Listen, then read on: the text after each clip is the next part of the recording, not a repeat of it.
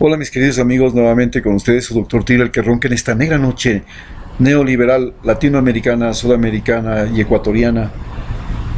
Un consejero popular que sabe más por viejo que por diablo. Hoy les hablaré a ustedes sobre cómo todavía no podemos ni nos alcanzamos a explicar. Rafael Correa pudo haber cedido su gobierno tan exitoso a Lenín Moreno. ¿Cómo lo llevó de la mano, empujándole la silla de ruedas a ser presidente de los ecuatorianos y a conocernos a todos ante un individuo que ha convertido nuestro país en la mayor incertidumbre que jamás habíamos tenido como país? No digo que ha llevado a una crisis humanitaria, a una crisis ambiental, tampoco digo que nos ha llevado a una guerra civil, ni tampoco hemos caído todavía en una depresión. Seguimos funcionando todos los días hay hospitales, todos los días hay aulas, todos los días hay trabajo, todos los días hay carreteras llenas de vehículos, todos los días funciona, el país sigue funcionando. Lo que vivimos es la desilusión. Teníamos la ilusión de un país, hoy vivimos la desilusión. ¿Y cómo llegamos a la desilusión? Entonces nos preguntamos, ¿qué es lo que Rafael Correa sabía y qué es lo que Rafael Correa no sabía cuando llegó a la presidencia? Evidentemente Rafael Correa sabía cómo es la gente de un barrio de clase media de Guayaquil, quizás media baja de Guayaquil, porque se crió en ese barrio.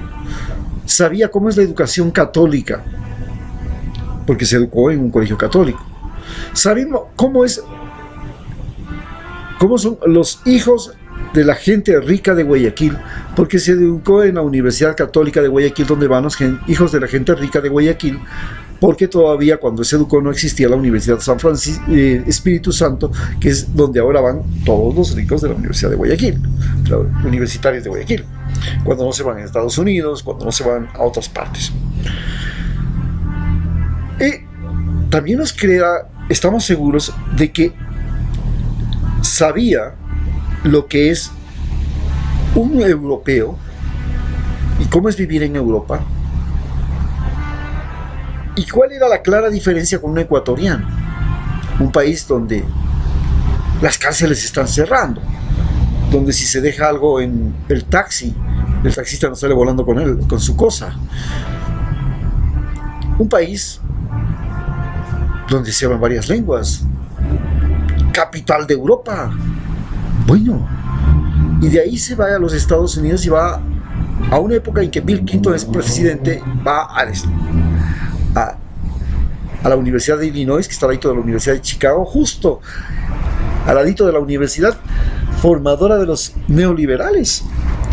Y esta Universidad de Illinois forma los antineoliberales, de los cuales él es un antineoliberal. ¿Por qué? Porque aprende en la Universidad de Illinois cómo se fabrica el subdesarrollo, cómo se crea el subdesarrollo. Porque el desarrollo es un invento humano y el subdesarrollo también. Y no es cierto eso de que un país subdesarrollado sale del subdesarrollo y llega al desarrollo. No existen los países en vías de desarrollo. En realidad, lo que existe son los países en vías de desarrollo y los países en vías de subdesarrollo. Los países en vías de desarrollo son aquellos que logran que su economía tenga o entre a un mercado de manera competitiva y ventajosa. Y los países en vías de subdesarrollo son los que multiplican la pobreza. Simplemente eso. En unos lo que hacen es multiplicar la riqueza cuando se llama país en desarrollo. En cambio, un país en vías de desarrollo, en vías de subdesarrollo, multiplica la pobreza. Con eso queda claramente definido.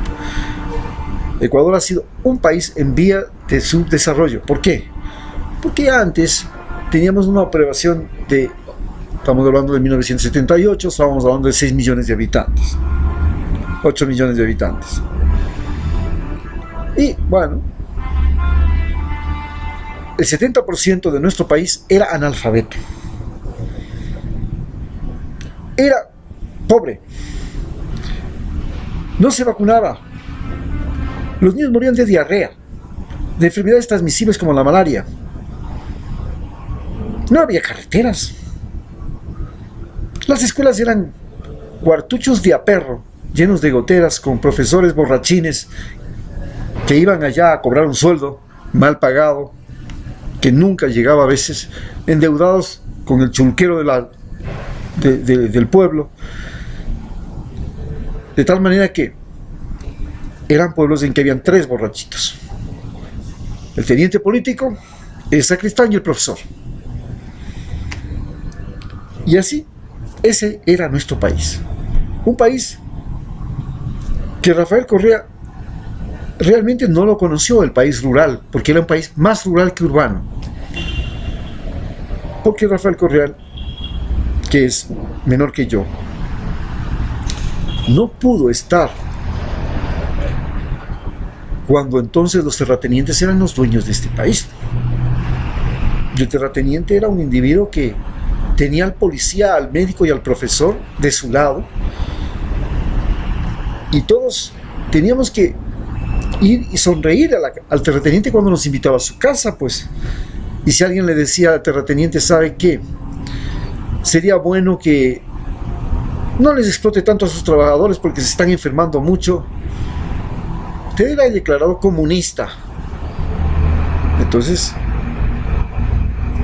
Rafael Correa no conoció ni vivió la persecución de los llamados comunistas. A mí me enterraron embalado por comunista. Simplemente porque junto con los curas de la Teología de la Liberación, el padre Graciano de la Quito Sur, del MCCH, procurábamos que los indígenas ya no trabajen para los terratenientes de Muisne, para Milton Bucheli, el dueño eterno de ese cantón, sino que vayan, se metan en la selva, en las montañas, hagan sus finquitas y se organicen para ser vendedores de cacao, de madera, y la organización Ocame se convirtió en la más grande organización campesina de la costa ecuatoriana. Se extendió por toda la provincia de Esmeraldas. No había en ese tiempo sino solamente los barcos de las terratenientes. Se abrió una trocha llamada carretera hasta Muisne. El primer vehículo que comenzó regularmente a circular por ahí no fueron los buses, fueron los camiones de la Ocame. Y por los ríos surcaban lanchas de la Ocame de 200 caballos. Tenían su propia bodega en el puerto de Guayaquil. Y hoy, MCCH, que es lo que continuó el padre Graciano después de que León Febres Cordero lo sacara de ahí, junto con el padre Graciano, el padre Julián, al que lo mandaron a Italia. A mí me metieron a una cripta en Balao, una semana antes de que la capturaran a Consuelo Benavides y le mataran. Salí por cosas de la vida. Eso no lo conoció Rafael Correa. Rafael Correa llega al poder y estaba todavía convencido de que en el Ecuador los honestos eran más. No. En el Ecuador había más honestos que antes. Porque antes, en la década de los 80, de León Febres Cordero, de Nebot, que yo viví en Esmeraldas e hice una serie que se llama El Misterio de la Tunda, radiofónica, los miserables, los pícaros, los ladrones, comenzando desde los médicos, los abogados, los profesores, los policías, los militares, los empleados públicos, todos eran deshonestos. Los pocos honestos que habían, se los contaba con los dedos.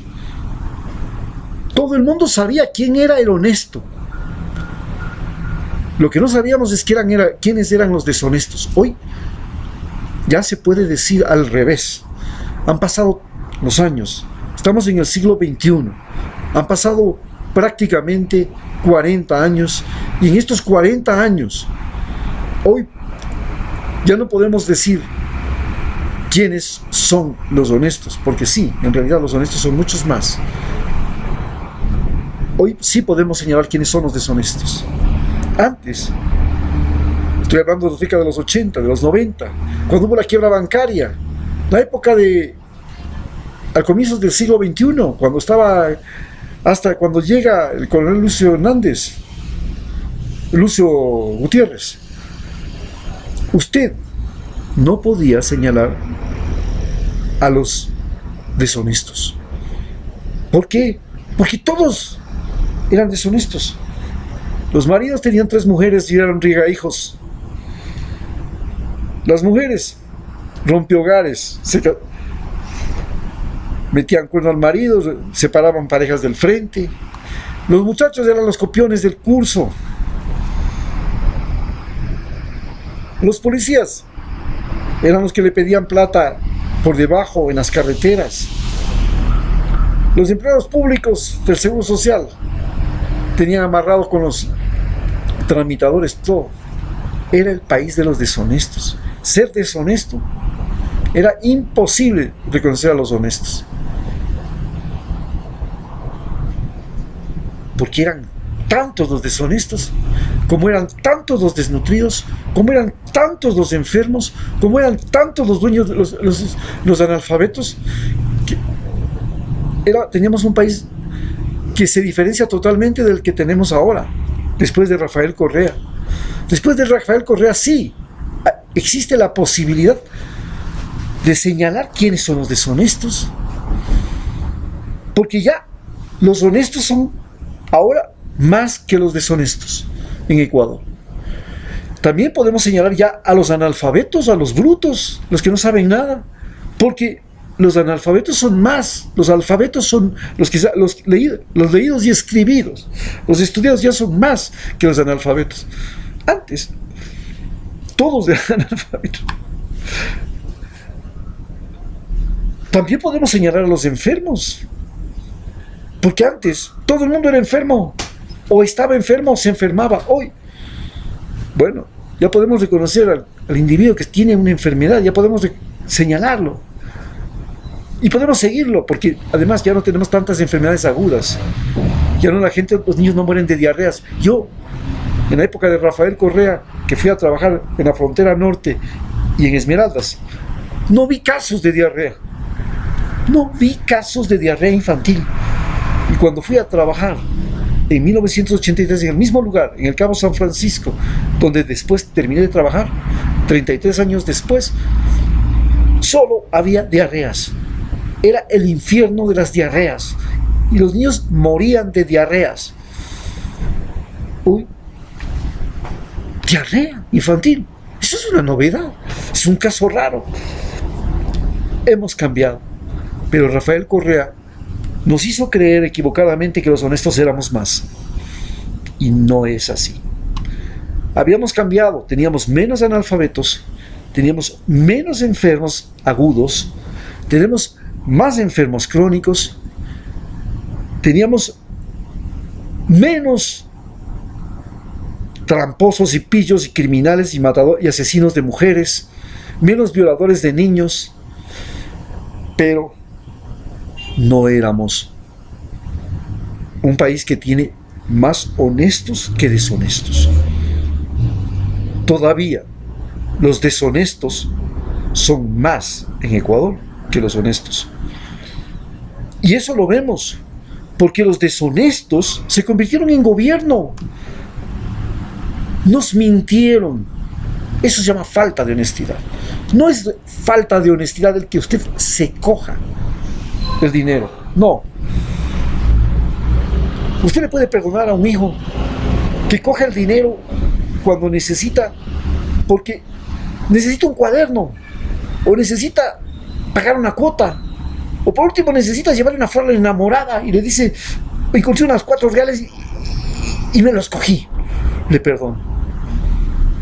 Lo que no le puede perdonar a su hijo es que le mienta, que le engañe. ¿Cómo no le perdona a su marido que se vaya a gastar la plata con la moza? Él se puede gastar por último la plata con los amigos y chupar y tragos y lo que sea, pero el momento que se va a gastar la plata con la moza, usted reacciona. Eso es lo que hizo Lenín Moreno. Se cogió la plata de todo del pueblo ecuatoriano y se fue a gastarlo con la moza que tiene ahora, que es Nebot y Guillermo Lazo y todos los asambleístas que tiene ahí y todos los leguleyos que le hacen juicio a Correa y todos los que son jueces, a los que ha puesto él mismo y les paga los salarios. Oye, es como si usted se enterara que su mujer le pone cuernos y encima de eso le ha comprado un carro al mozo. Eso es lo que estamos viviendo los ecuatorianos ahora. La traición. Todos los ecuatorianos hemos terminado siendo unos grandísimos cornudos, estúpidos. Rafael Correa nos hizo creer que los honestos éramos más, pero en realidad no había sido así. Ese es algo que él no conocía, y no conocía porque se fue a Estados Unidos, se fue a la Universidad San Francisco, no se sumergió en el bajo mundo, como se dice, no se sumergió en las calles, no se sumergió en los campos, no se sumergió en las playas, no saboreó el subirse a un bus y ser robado en el trole, no saboreó el saberse despedido por un mequetrefe que no tiene nada, no saboreó el saber que se formó como médico y es la auxiliar la que decide cuál es el paciente al que usted tiene que atender y qué medicinas le da. Muchas gracias.